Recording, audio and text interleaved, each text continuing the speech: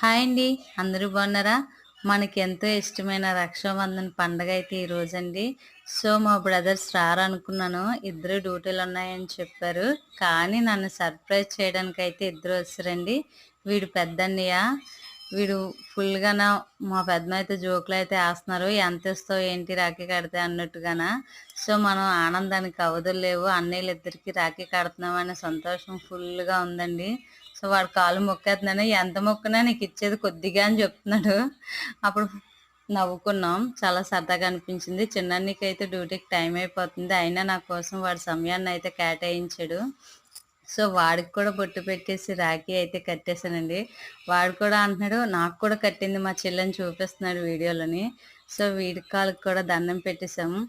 So, దండం పెట్టేసాక అయితే ఇద్దరు అన్నయ్యలకి హారతనేది ఇచ్చామండి. చాలా సంతోషంగా అనిపించింది. ఎందుకంటే నేను వెళ్ళలేదు. వాళ్ళే మా ఇంటికొచ్చారు. సో, నన్ను సర్ప్రైజ్ చేశారు. చాలా ఆనందంగా అనిపించింది.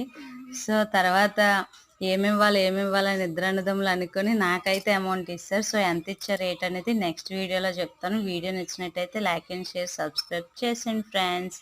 Bye bye. Bye bye.